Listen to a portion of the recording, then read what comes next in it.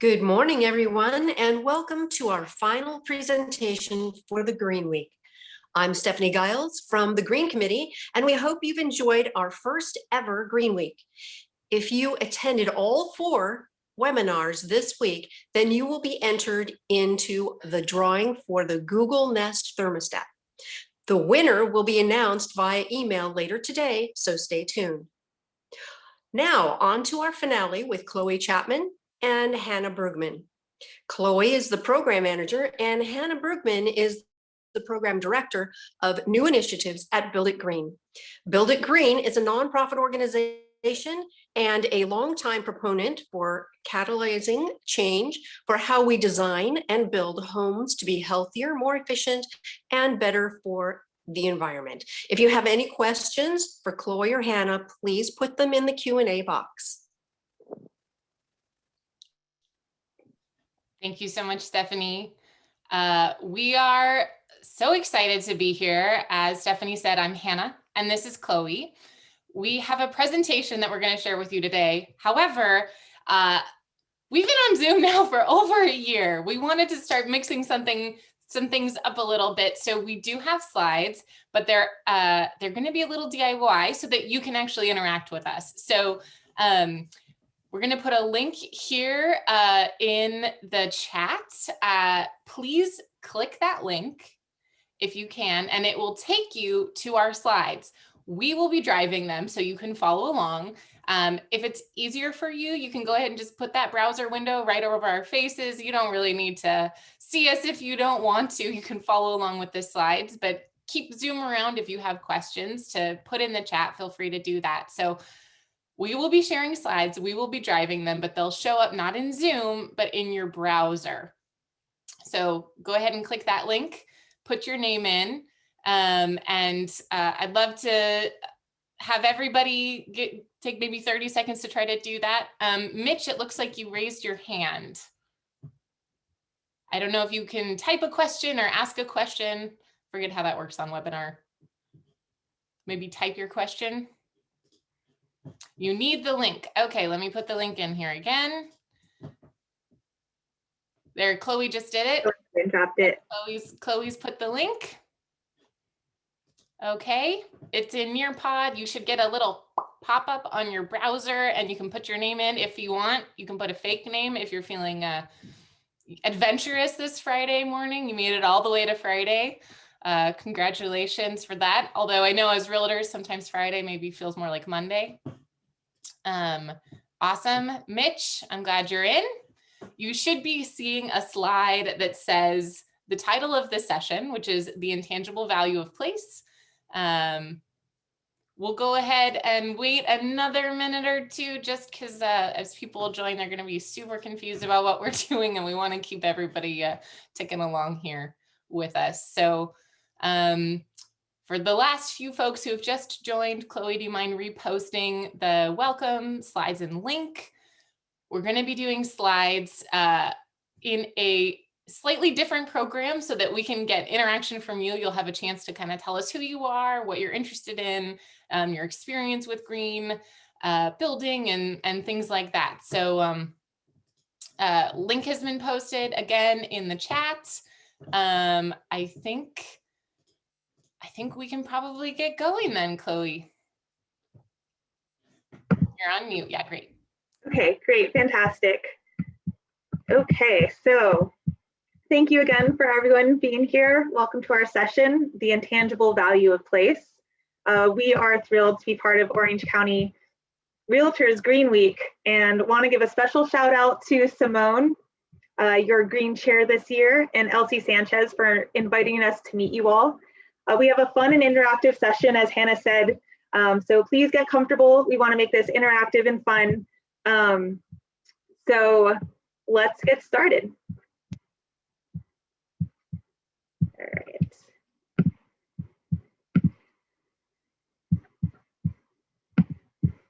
So first we want to get to know who is in this room. So if we can get started by asking you, how long have you been a realtor and are you doing primarily residential or commercial? Also, we'd love to hear if you're doing single family or multifamily. So take a few few seconds and type in your thoughts. If you see an answer that's already been added, then you can, awesome, Adam, 4 years. Feel free to click that heart and we can build up some. Just to make it super clear, if you're seeing our slides, there's actually a white box on the bottom of the slide. You can type right in there. You can do it in Zoom chat, that's fine too. But if you do it in the bottom bar of the slide, we'll actually see everyone's answers kind of pop up, which is kind of a fun thing to see. So lots of residential, all different time frames. This is great. This is a super diverse range of experience. If you cannot see the slide, let me put the link back in here so you can see it again. Click the link that I've just posted in chat. Put your name in if you want, or you don't have to. And then you should be able to see the slides, and feel free to send me a Zoom message if you can't. Fantastic, thanks, Hannah. All right, definitely great diversity. So glad to see how many years all of you have been working as realtors. The next slide, we want to ask you what attracted you to work in Orange County. Feel free to share how long you've lived there, and if you don't live in Orange County, why not? Where do you live and how far do you travel to get there? Awesome. I love the name too, Green Eileen.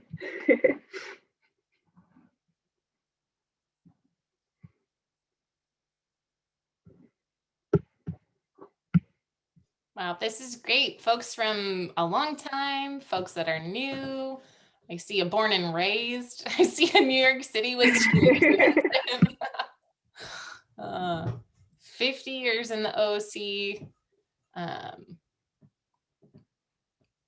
Amazing. Yes, the weather is great and a lot more space, especially more space in NYC. Oh, great. And then our next slide, we want to know, it is Green Week. Everyone here, we're assuming has an interest in green homes. We also know that we're all coming in at different levels of understanding and engagement with the topic. So we want to hear from you. What's appealing to you about green homes? What do you know about them? And what more are you interested in learning? Amazing. Good job on getting the NAR green designation. Enough to be dangerous. Fantastic. Are there any specific features about homes that you like pointing out to buyers and sellers? Great, saving energy costs, that's definitely a big one.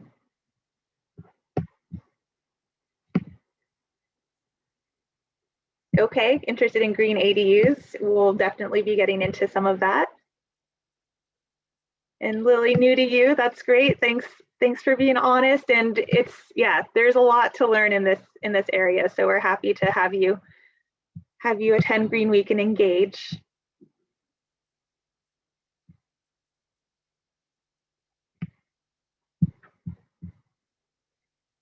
Commercial green, yep, that's also a great topic. We won't be talking too much on commercial, but there are opportunities that we'll touch on.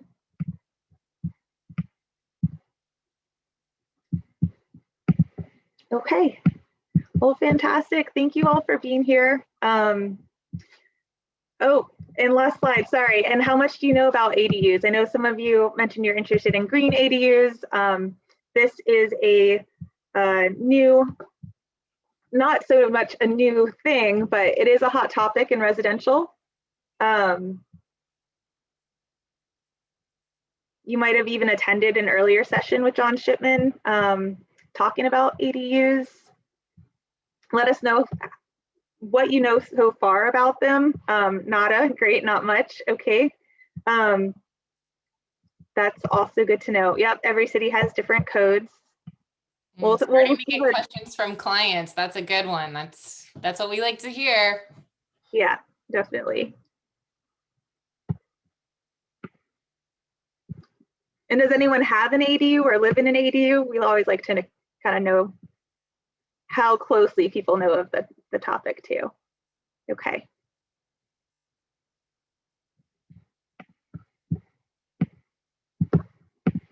All right. Well, the okay conversion.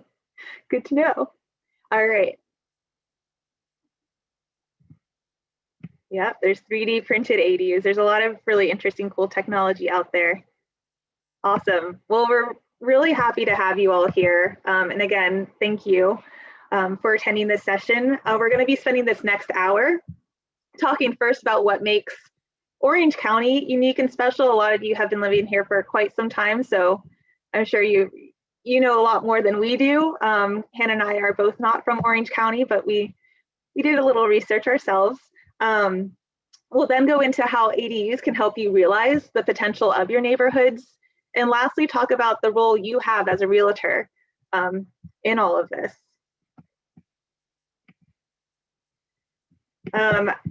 So just again, to touch on who we are, we're Build It Green, a nonprofit building culture catalyzer. It's our mission to create a healthy housing ecosystem that fosters well-being, not only in individuals, but also communities and local bioregions. And we're doing this by bringing people together and developing their capacity to be active participants and practitioners in this work. We are your hosts, Hannah and Chloe. It's our first time using this program, so I'm assuming a lot of you are hopefully covering our faces and watching the slides. So here we are. We work at Build It Green in the New Initiatives Department, and we're exploring new ways to engage the community around the ideas of regenerative development, starting at the scale of the ADU. Our goal today is to help reframe how you see your environment and to start reimagining the role you have to play in Orange County. The common mantra in real estate, as you all know, is location, location, location. But let's look at this a little closer. What is location? So you have 20th century playwright Tennessee Williams. He has a provocative idea about this. He once said, America has only 3 cities. We've got New York, San Francisco, and New Orleans. Everywhere else is Cleveland. But what does he mean? Below you can see the 3 distinct personalities of those first 3 cities, but where's Cleveland?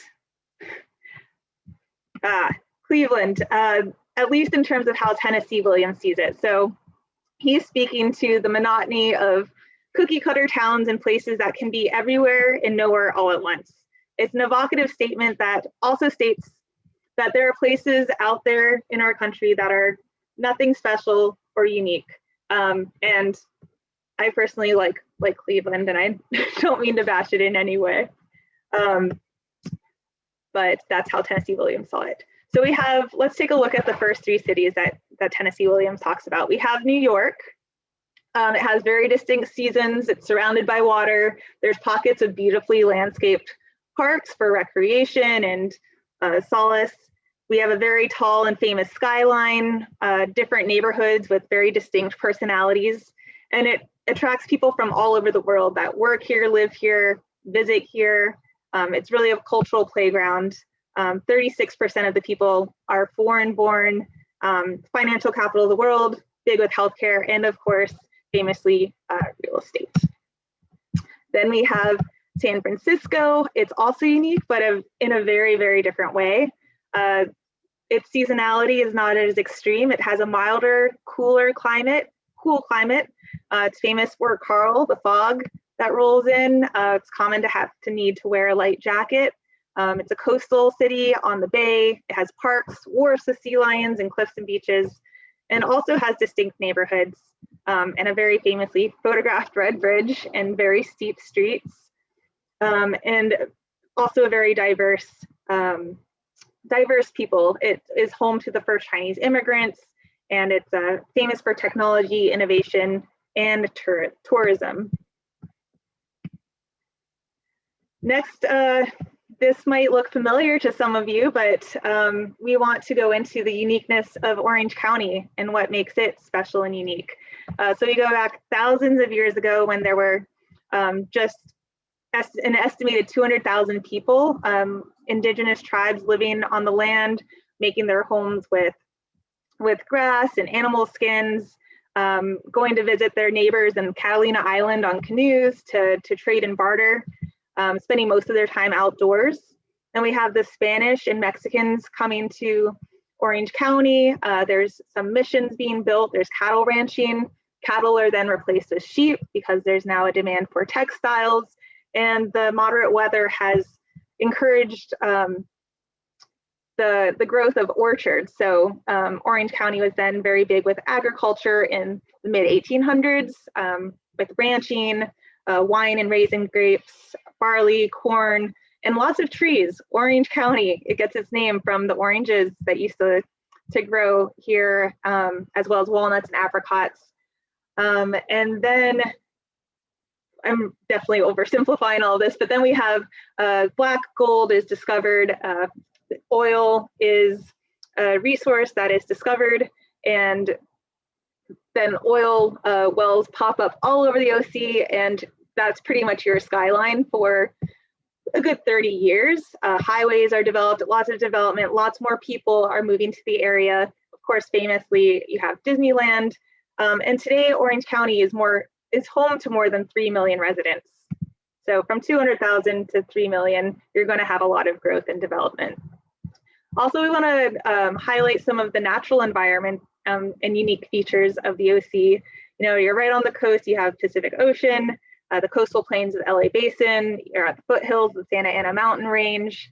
Some of the highest peak is the Mount Santiago, and then you have the Santa Ana River running through. So now that we've kind of done a walk back through history and highlighted some of the ecological features, we want to hear from you, the people that know OC the best. Who lives here? Let's hear demographics. How long have people lived here? Have they? What do they enjoy doing? What do they care about? What community events, constructs, sporting events bring people together? Feel free again to share your thoughts. Type it in at the bottom. We would love to hear from you.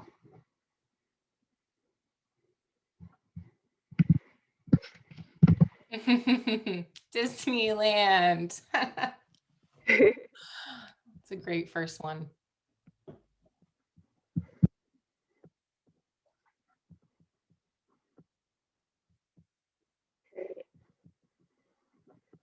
And just a reminder, if you're looking at the slides, that white box in the bottom, feel free to type directly in there. Things that makes Orange County unique to you. What makes it feel unique? How is it not New York? How is it not San Francisco? How's it not LA? Beaches, beautiful beaches, climate.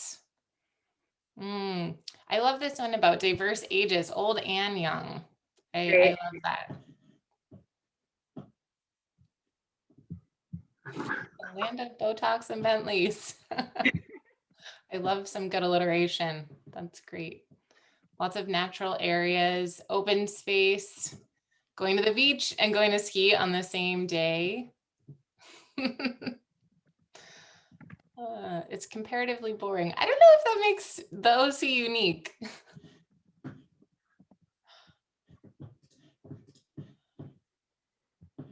These are great. You can own a car here, beautiful weather. There's a question about how this relates to ADUs for the person who put that in. We'll get there. We appreciate you going on this journey with us. We promise we'll connect it. Definitely. So yeah, thank you for sharing all of what makes the people that make the OC unique. Next, we just want to touch on what's unique about Orange County's built environment. What are the ages and styles of the homes, or are there historic landmarks or pockets of activity? We would love for you to share where those places are, what they are. When you have people come to visit you in the OC, where do you take them? Disneyland again.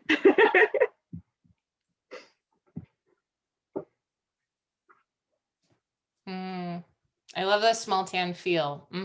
Many historic landmarks. That definitely adds Dana Point's beautiful. Something totally unique. Dana Point Harbor. Mission San Juan Capistrano. Yeah, one of the sort of original built areas in the OC. Master planning. Knott's Berry Farm. The wetlands. Islands. A lot of beaches. Definitely a lot of beaches. I don't know if the beaches are natural or all built up, but it's a nice natural feature for sure. And we'll get to natural features next.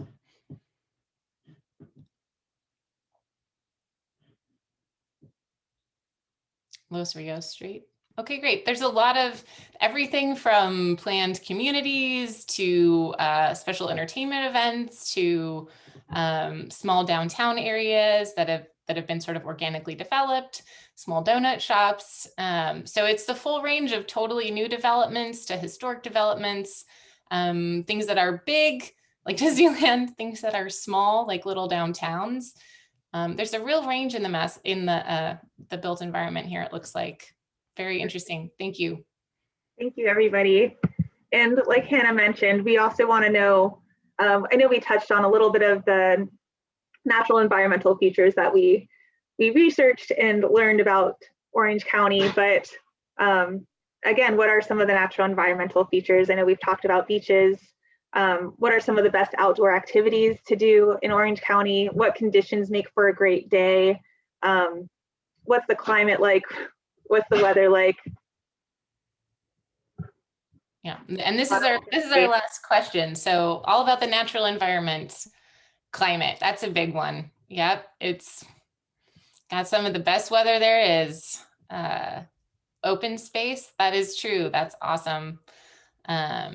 Beautiful parks, absolutely. Got a lot of hikers. I see some mountain bikers here. Horseback are great too. Surfing, lots of really great outdoor activities. 12 miles of trails within the riparian area of Irvine Water District. That sounds amazing. Islands, these are all like incredibly unique. There's not many communities that can say they have all of these activities. Definitely. Well, thank you again, everyone, for sharing all of this. I'll transition over to you, Hannah. Yeah, so we've talked a lot, and some people are a little confused about why we're talking about why the OC is so so special. What makes it so unique, and why does that matter? And it matters because it's a beautiful place to live now. And as realtors and as people who care about green living, and probably just as humans, you probably want to keep it that way. And there are trends in the world that are happening that might definitely impact the way that the OC is right now. Everything from projected growth of the county, growing on average 12,000 people a year for the next 20 years. That's a lot more people. Your RENA allocations for suggested amount of growth in the next 10 years it's adding a lot of homes. So the population is set to grow, is set to change. There's set to be a lot more development. And on top of that, the climate that you love so much is also starting to change. So that has impacts on all of the beautiful open space, being able to go to the beaches, impacts on, hopefully this year isn't as bad wildfire year as last year, but that's a reality of where we live. And so as you think about what makes the OC special and wanting to maintain that specialness while also facing the realities of what's happening with growth and climate change, that's where we want to talk about ADUs and their potential, because we know that we need to tackle these major challenges that are coming. They're coming whether we like them or not. But we can do it in a way that preserves and even enhances the places that we live, and maybe even revitalizes them. And so it's really important to keep the uniqueness of a place in mind as you're thinking about growth and development, because that's how you get places that are really special and unique. And not to keep banging on Cleveland. If someone's from Cleveland, we apologize. This is not a anti-Cleveland event, but just pointing out, like, people want to live somewhere that feels special and has all of these unique qualities. And that's a really important thing to preserve as you're thinking about development. So next slide, Chloe. Thank you. So that's our opportunity. We know these things are coming, but green building gives us an opportunity to be able to meet the needs of climate change, meet the needs of a growing community, but do it in a way that keeps the things that we absolutely love about the places where we live, being able to access that open space, going to beaches, fabulous restaurants, safety and walkability. And in particular today, we want to talk about ADUs. And ADUs are very exciting because it's a development at a very human scale. Individual homeowners can build these, unlike much larger developments that take a lot of people and a lot of time. ADUs can be nestled right within the communities and neighborhoods that already exist. And so really fast, next slide, Chloe.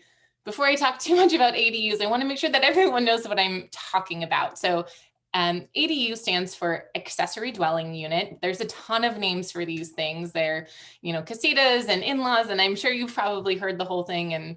But in California, the definition for an accessory dwelling unit is 1,200 feet or less, usually down to around 350 square feet, that's built on a lot with an existing home. And that home can be a single family home, or it can actually be a multifamily home now with recent laws. And there's all kinds of structures that classify as an ADU. It can be detached, it can be attached, it can be, in a basement, it can be in an attic. You can convert a detached garage, you can convert an attached garage, you can add something to the top of a garage. So there's a ton of flexibility about where an ADU can go on a property and what can actually be defined as an ADU. And for those of you who are less familiar with ADUs, the reason that you might be starting to hear a lot more about them is just in the past year, the state of California passed a couple of major bills that set statewide guidelines, basically making ADUs legal everywhere. So you're not allowed to make, it's illegal to make them illegal. A lot of cities and a lot of counties and jurisdictions had placed a lot of limitations on ADUs, like setbacks and various zoning requirements, making it really difficult. But now a city or a county is not required to make more than, say, like a 4-foot setback. If it's less than 16 feet, a city can't, 16 feet tall, a city or a county can't make rules against it. So without going into all of the details, it made it just much easier to build an ADU, took away a lot of the rules that were prohibiting them. So people got really excited about them. There's so much potential to ADUs, and we're going to start talking about them a little bit more, particularly as they relate to green building.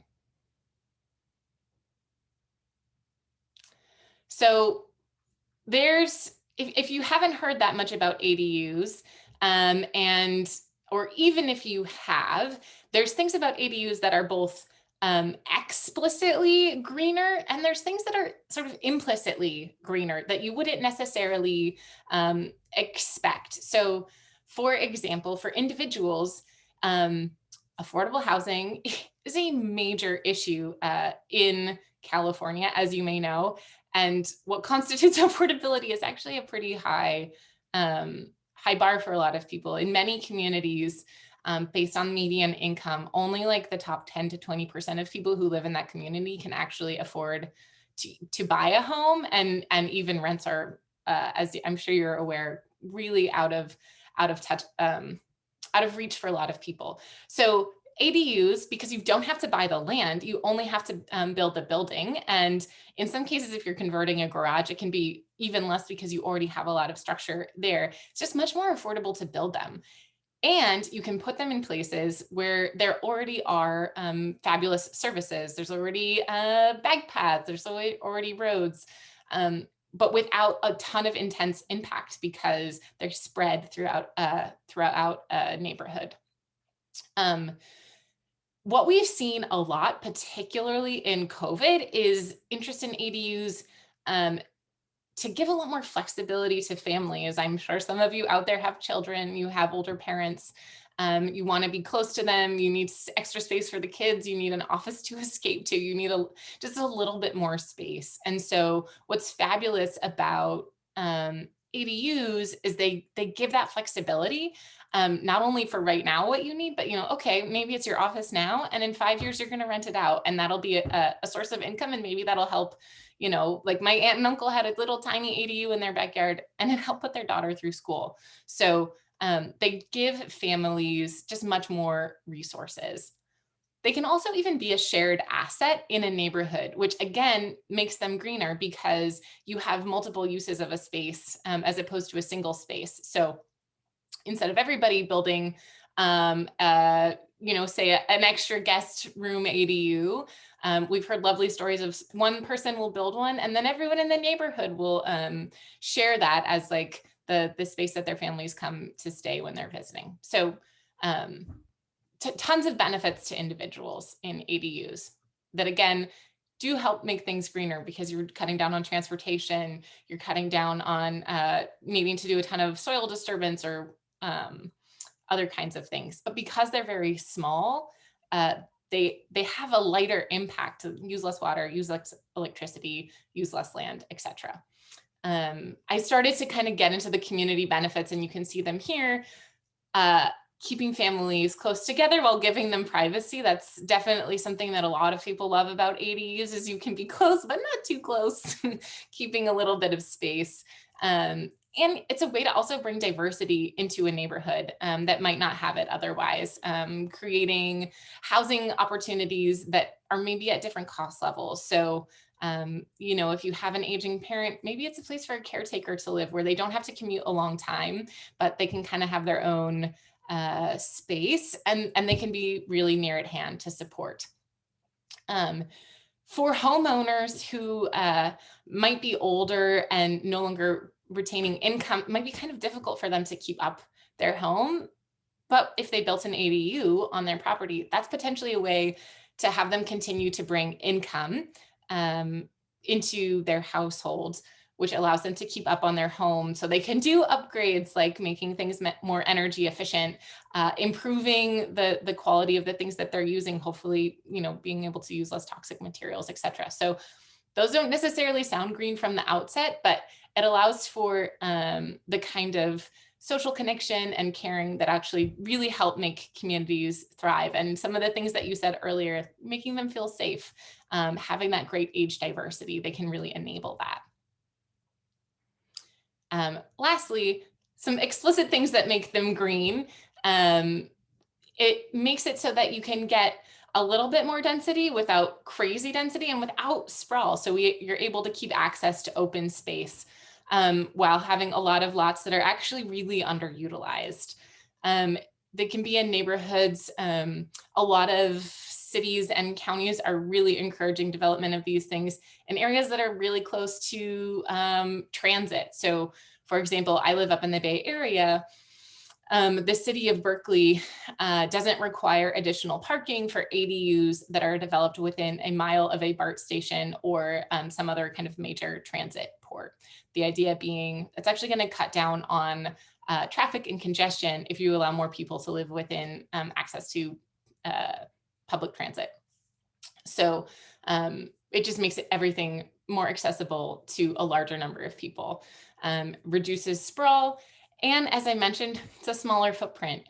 You're able to use less energy, use less water, and still have a really beautiful place to live. And I will say that because I actually live in an ADU in an intergenerational situation, and it has so many benefits.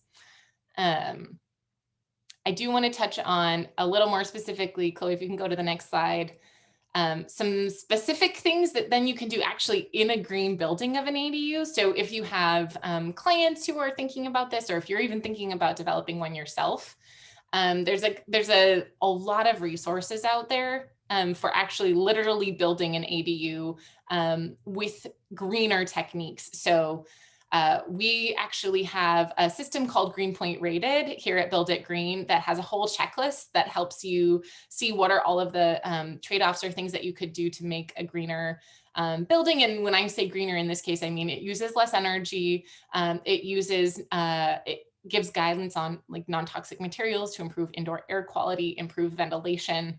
as well as, saving money on your energy bills, and just generally being more sustainable. So we have a great guideline for that. There's also, because the ADU space is, it's a little frothy right now. There's a lot of interest, but there's not as many best practices. We're actually working on resources to help people build green ADUs in a way that's the most affordable, but gets you the best bang for your buck. So for example, you've probably heard of mini split systems. These are super great for ADUs. They're also pretty efficient. So we'll be putting out more resources that give guidelines on how to build ADUs that are greener, but also won't break the bank.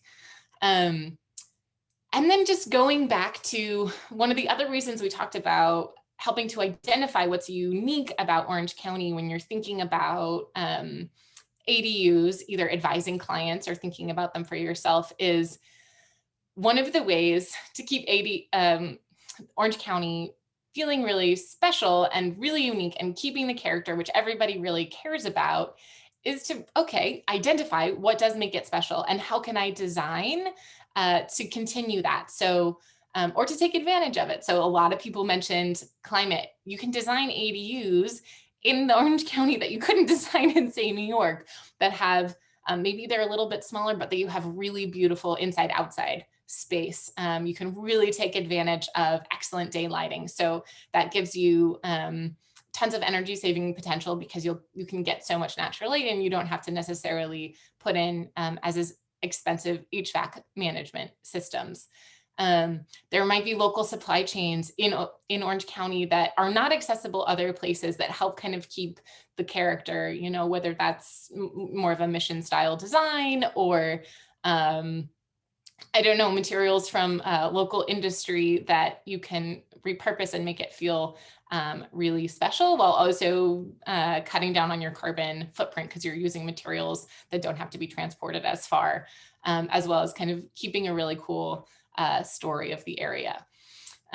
So those are just things to keep in mind that help both be greener and help keep Orange County unique and special, which makes it a place that then everybody wants to live.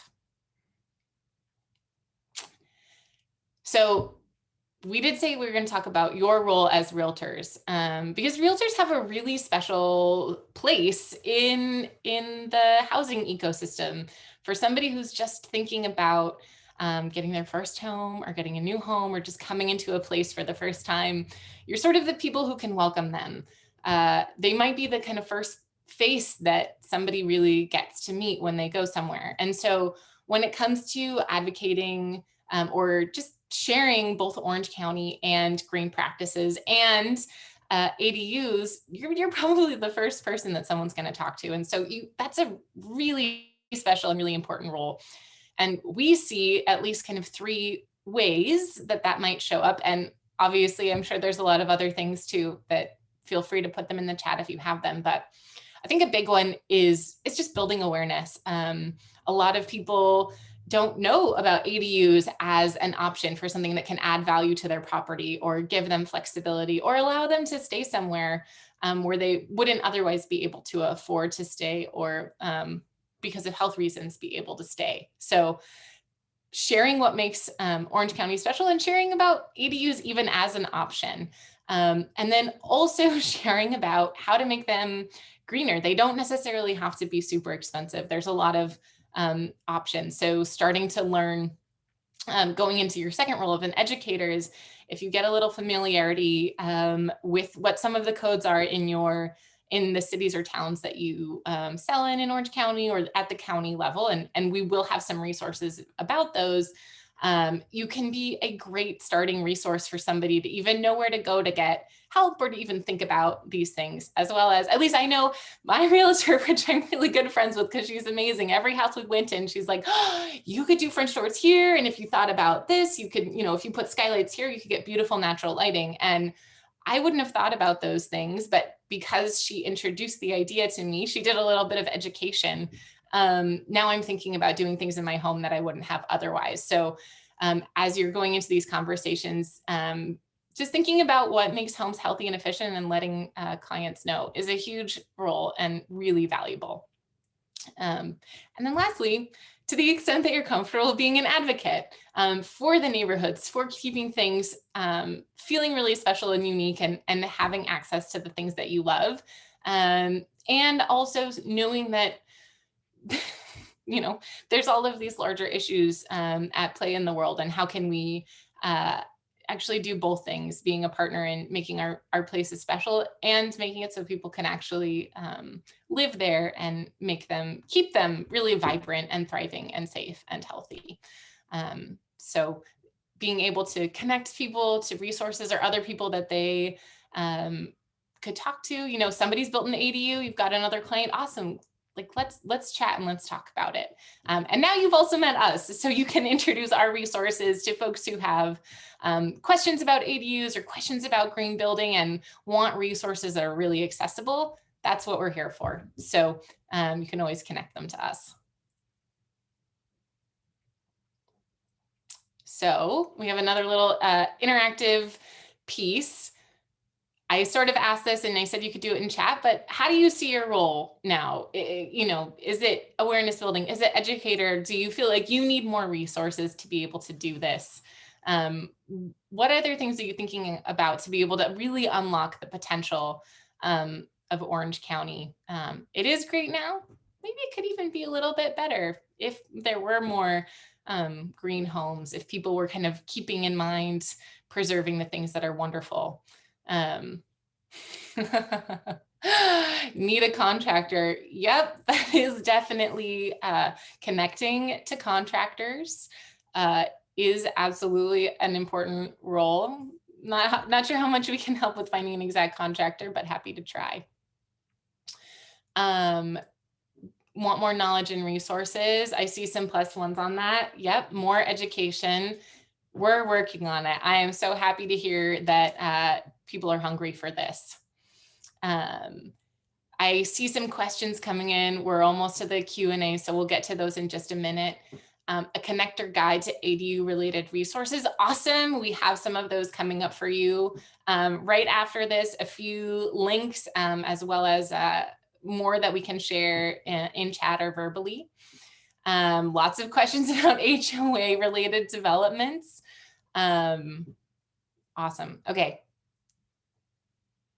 Next slide, Chloe. Resources. I hear you on getting some resources. So first of all, the ADU rules at a state level are at hcd.ca.gov. They have a handbook.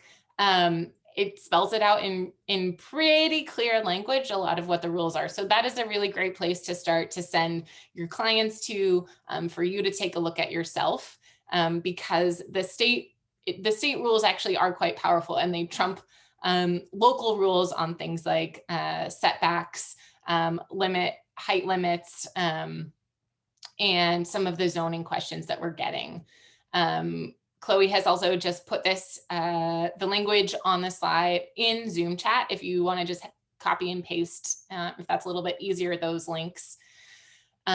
Cities then do have their own guidelines, as I'm sure you're aware about this. So there's a link here that has direct links to every city in Orange County and their rules about ADUs. So depending on where you're trying to build or advise clients, that's a really great resource. We've done some other educational series here at Build It Green about the potential of ADUs, including conversations about financing, which is a big issue for clients, particularly lower income clients who might be interested. So looking at different ways of financing these, including even like buy to lease or cooperative programs, as well as a lot of pilot programs in financing, some other options, as well as more details on green building and materials and what is unique for an ADU. And as I said before, if you bookmark our website, we'll continue to put out more resources that should help kind of translate the rules for folks, because that's a really big question a lot of people have.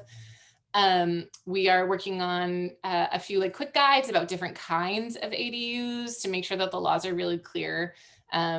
They're has definitely been some questions where the city interprets things a little bit differently than, say, a builder does.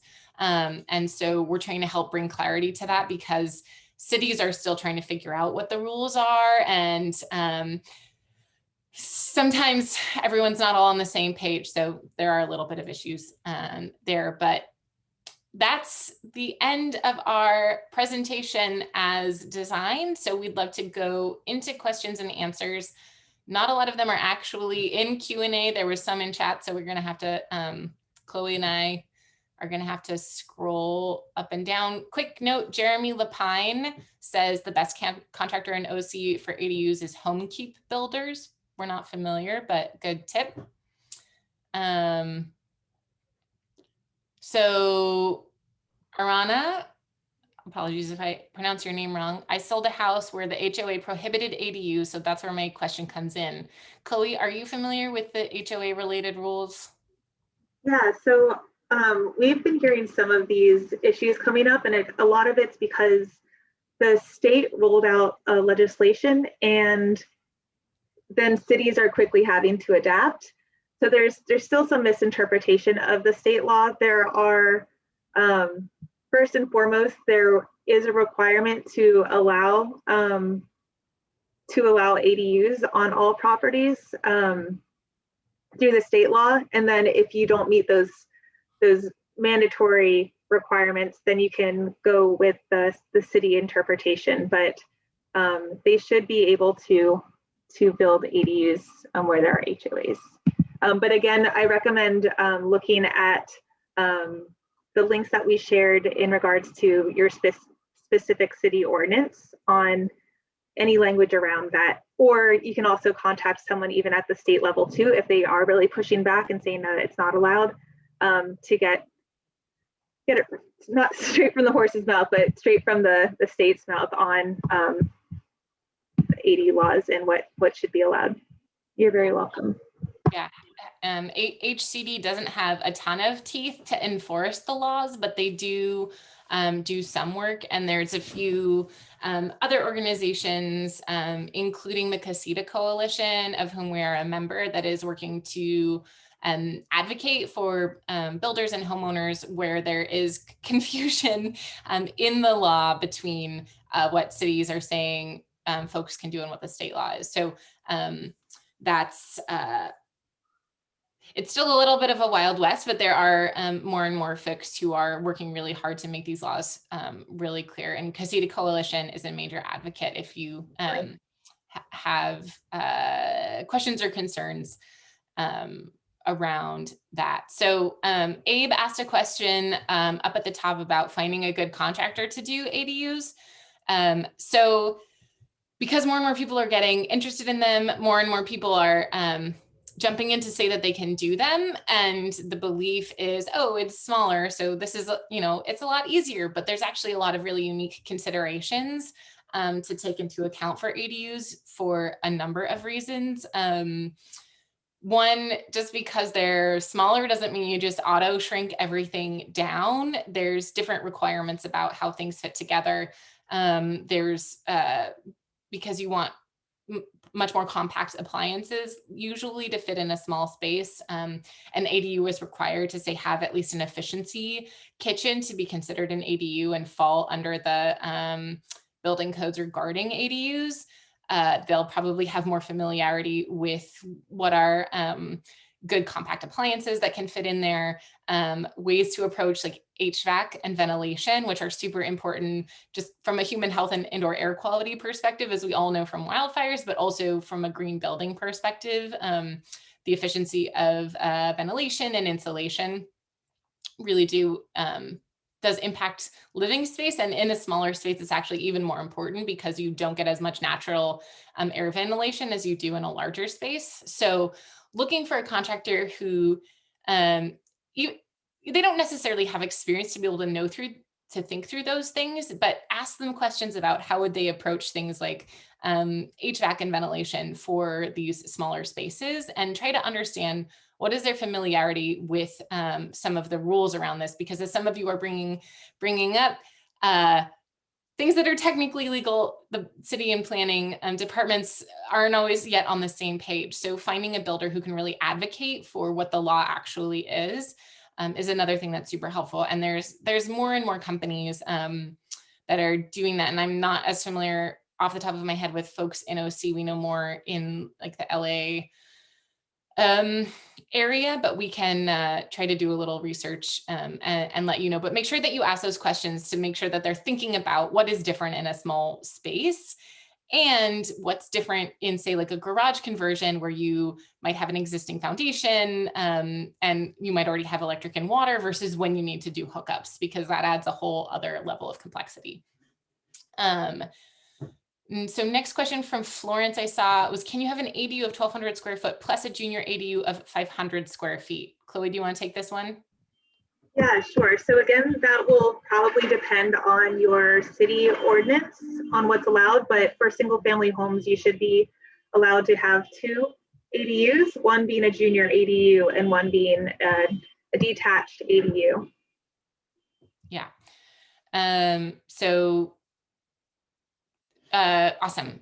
Carolina says, thoughts on 3D printed ADUs. I got so many thoughts, Carolina, but the thought that I'm going to share with you is they can be great. There's a ton of new companies that are popping up that are doing modular or prefab or panelized or other kinds of ADUs, either built with some 3D printed parts. I don't know of any ADU that is entirely 3D printed. Almost all of them still require putting different parts together.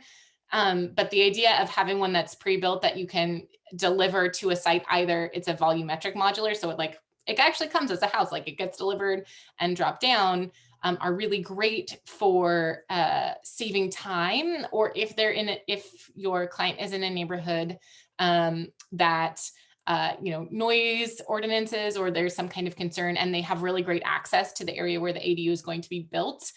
You need to be able to have enough space that you can get a 18-wheeler in, basically, to be able to deliver it, or it gets more expensive because you have to rent a crane and make sure there's not electric lines and trees. And so pros and cons there are usually the costs are easier to know upfront, but it does require site access, usually certain kinds of sites. So it has to be, flat or very close to it to set the foundation.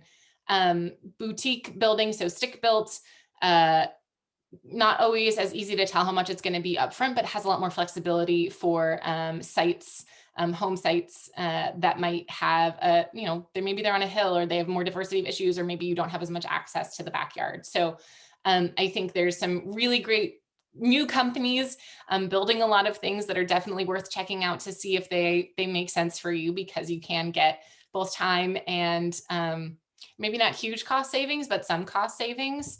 And if you're in a hurry, they can be really great, but you do have to keep in mind site access.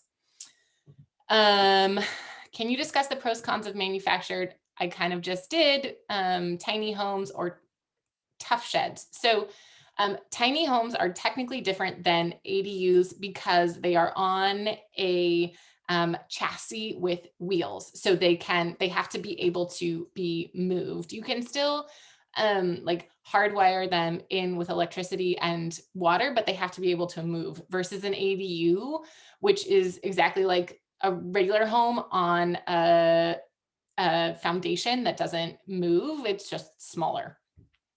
So that's the difference between tiny homes and ADUs, and tiny homes actually usually are really tiny.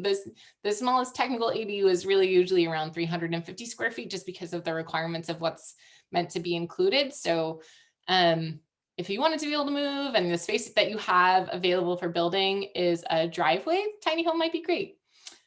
We have heard about people using tough sheds to build ADUs.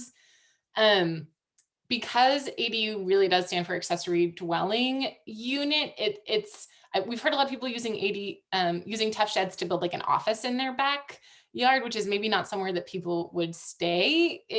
That's starting to get a little fuzzy, and I don't want to speak to it because I'm not an expert in that space. But for people who really need just a little bit more space fast, I've heard great things about people being able to buy a tough shed and just kind of set it up in the backyard to get a little office space or something like that. But I'm less clear on what the rules mean there. I don't know, Chloe, if you know more about that, but. Sorry, I was muted. No, I'm not as clear either myself. Yeah. Occupancy required for an ADU or JADU. Chloe, correct me if I'm wrong, but I believe that there are no occupancy requirements for ADUs until 2025 right now. So that's for ADUs, but JADUs, there is For a ADUs, occupancy. Yeah.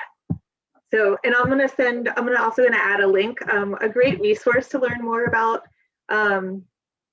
ADUs is Napa. I know it's not near you guys, but Napa Sonoma ADU Center has really done a lot of research, and they've created a really good blog post on kind of the difference between ADUs and JADUs. So here is more about that and some of the overall guidelines around JDUs.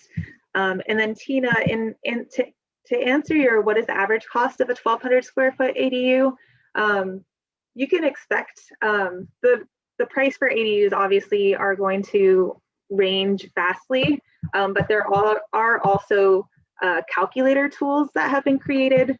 One of them is on San Mateo County's website, so I'm going to share that link with you.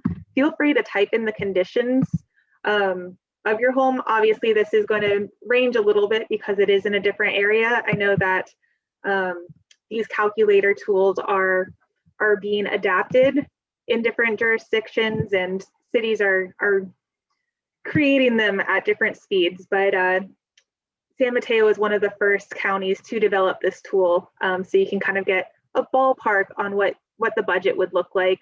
And I think they also have an opportunity to input the income you could possibly get to when renting the unit to factor that into the total cost. Mm-hmm. And Tina, this is another place where prefabs are interesting, prefabricated or modular homes, because a lot of the builders who do them have great cost estimates on their websites for their particular models. So you can go and see what those look like. And some of them even include the cost of site work. So putting in the foundation, utility hookups and things like that. A lot of the cost for ADUs is in like permitting and electrical, sewer and water hookups. And those really vary by, unfortunately, by where you live and what the rules are. In some places you are required to do a separate meter for the ADUs versus being able to attach it to the main house. And that unfortunately varies by location. So we can't speak to that specifically. Chloe, are you taking Tina's question about loans? Yeah, I was also going to add on to that. There are some loan products available for ADUs, as well as some like more local incentives and local loan products out there. So I was going to share the HCD website. They are always updating it, so definitely also recommend bookmarking this page as well to kind of keep linking in to see what new resources have been made available on the financial side. Yeah, and so we're getting to time, so I think we unfortunately need to wrap up, although these are really great questions. If you go to the HCD's accessory dwelling unit handbook, Tina, there's a lot of these questions are answered. And Cynthia, your question about single or second story ADUs, again, no matter in where you are in California, you can build a detached ADU up to 16 feet high, which, you know, if you could make that 2 stories. Those stories are not getting that high unless you're kind of excavating. But there's a lot more information, again, in those ADU handbooks that we linked. And you can feel free to email either of us after this if you have any more questions about ADUs in general. If you have more questions about green building, if you have, I don't know, maybe some other questions, we may or may not be able to help you with them, but we're pretty good at Google. So we really appreciate you joining us today, staying engaged, trying our experiment of the slides in Nearpod and getting your interactivity. I think we've really enjoyed it. And I think, Stephanie, you're going to close us out. I think you're on mute. Muted. Can you hear me now? Okay, great. On behalf of the Green Committee, we would like to thank Chloe and Hannah for their presentation today and thank all of you for attending our first Green Week. Have a great weekend.